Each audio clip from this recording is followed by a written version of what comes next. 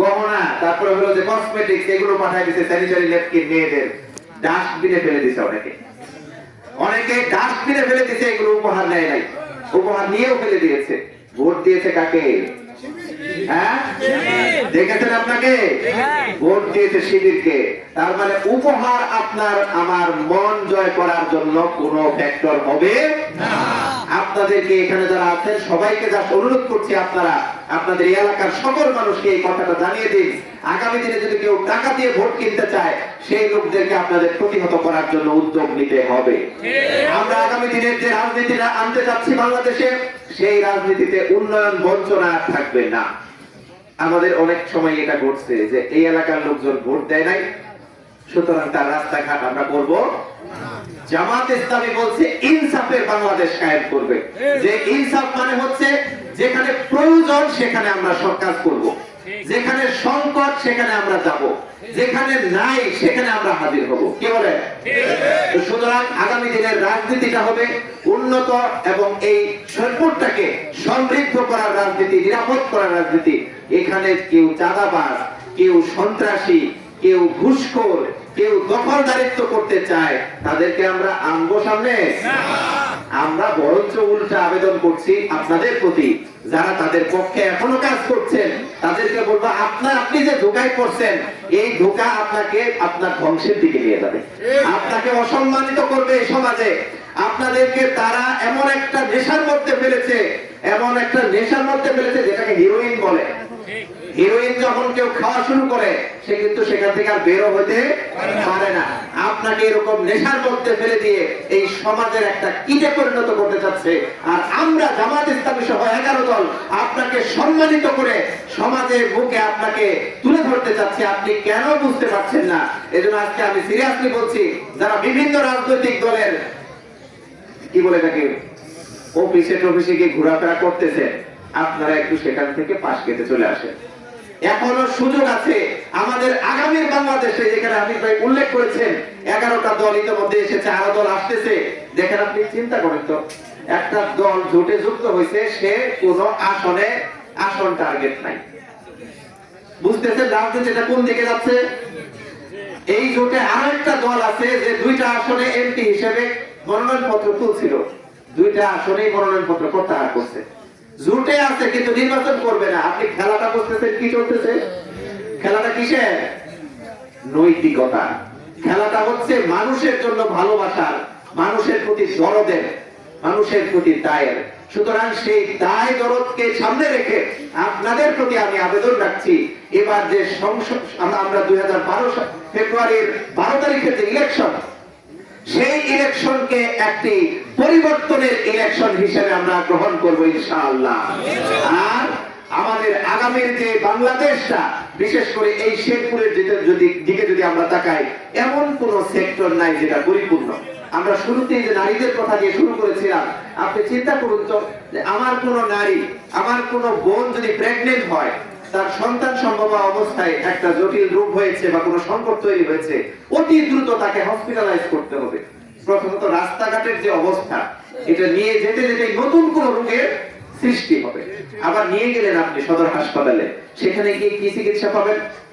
আমি দেখেছি একজন ব্যক্তির শরীর এই পিছনের অংশ, পিঠ পুড়ে গেছে, 5 দিন ধরে সে হাসপাতালে আছে, তার ড্রেসিং হয় নাই। 5ম দিনে তাকে কিছু উপকরণ লিখে দিছে, এগুলো বাইরে থেকে নিয়ে আসো। নিয়ে এসে সে সকালে ফেলে রাখছে, বিকাল হয়ে গেছে। আমি দেখতে গেছি যখন হাসপাতালে, তখনও পর্যন্ত ড্রেসিং এর দিকে কেউ হাত তুলে তাকা নাই। দালালদের খপ্পরে এই হসপিটাল সহ আমাদের প্রত্যেকটি প্রতিষ্ঠান আজ আক্রান্ত।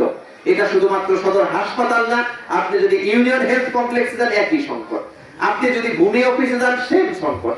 এরকম প্রত্যেকটি প্রতিষ্ঠান আজকে জরাজীর্ণ হয়ে গেছে। সেটা শিক্ষা প্রতিষ্ঠান থেকে শুরু করে জনসেবার যত ধরনের প্রতিষ্ঠান আছে, সকল কিছু জরাজীর্ণ। এই জায়গা থেকে আমাদের শেরপুরটাকে তো বাঁচাইতে হবে নাকি? আমরা এই জন্য বলছি, কে কি রাজনীতি করেন, কে কি বিগত দিনে করেছেন, সেগুলোর চেয়েও বড় বিষয় হচ্ছে আমাদের এই শেরপুরটাকে একটু গড়তে হবে। এজন্য কোনো সন্ত্রাস, চাঁদাবাজ, মাস্তানদের হাতে ছেড়ে না দিয়ে আসুন আমরা সবাই মিলে ঐক্যবদ্ধভাবে ন্যায় এবং ইনসাফের প্রতীক দাঁড়িপাল্লাকে বেছে নিয়ে এই শেরপুর গড়ে তোলার জন্য একটিবারের জন্য আমরা সুযোগ গ্রহণ করি। কি বলেন আপনারা? চাই তো সুযোগ নাকি? আমি আরেকটি কথা বলতে চাচ্ছি, সেটি হচ্ছে আমাদের আরেকটা হৃদয়ের বড় ক্ষত আছে, সেটি হলো শহীদ কামরুজ্জামান। তাকে হত্যা করা হয়েছে, তার কোনো অপরাধ ছিল না। তার অপরাধ শুধু এটাই ছিল যে আমাদের কথা ভেবেছেন। তার অপরাধ এটুকুই ছিল যে তিনি ন্যায়ের পথে অটল থেকেছেন, অন্যায়ের কাছে তিনি মাথা নত করেন নাই। তার কাছে অফার এসেছিল ফাঁসির রায় মওকুফ করা হবে, শুধু রাষ্ট্রপতির কাছে ক্ষমা ভিক্ষা প্রার্থনা করুন, তিনি করেন নাই। তিনি আমাদের প্রতি ভালোবাসা, তিনি আমাদের প্রতি মহব্বত এবং এই দেশ মাতৃকার জন্য, ইসলামের জন্য আকাঙ্ক্ষী ছিলেন বলেই, ওর অটল ছিলেন বলেই তিনি ফাঁসির দড়ি গলায় ঝুলিয়েছেন, গলায় নিয়েছেন। সেই শহীদ কামরুজ্জামানের রেখে যাওয়া যে শেরপুর, রেখে যাওয়া যে স্বপ্ন, সেই স্বপ্ন এবং সেই শেরপুরকে গড়ে তোলার জন্য আমাদের একটিবারের জন্য হলেও দাঁড়িপাল্লা প্রতীকে ভোট দেওয়া উচিত কি উচিত নয়?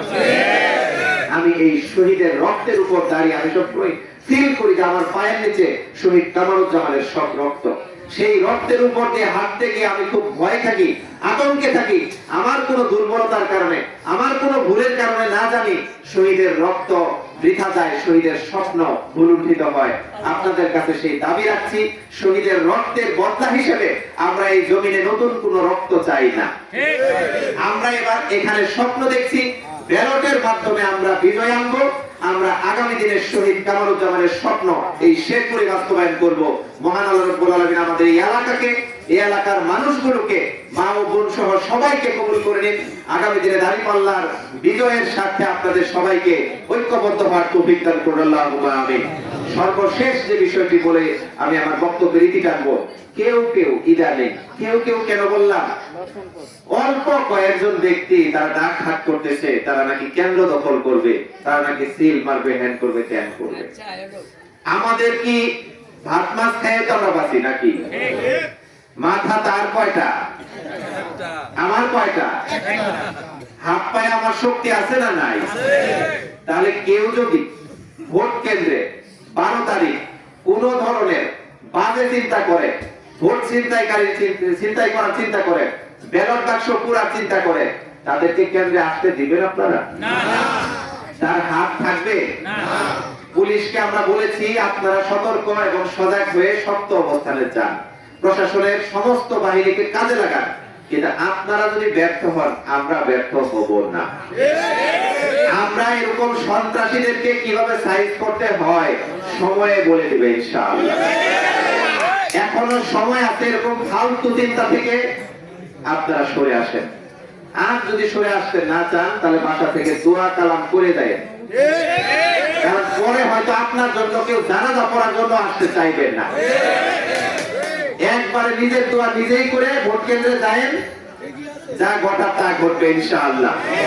আল্লাহ আমাদেরকে কবুল করুন, আল্লাহ আমাদের সহায় হিসেবে থাকুন। আল্লাহর কাছে সকল ভরসা রেখে আমি আমার বক্তব্য শেষ করছি। ওমা তাওফিক ইল্লা বিল্লাহ। আসসালামু আলাইকুম ওয়া রাহমাতুল্লাহি ওয়া বারাকাতুহু।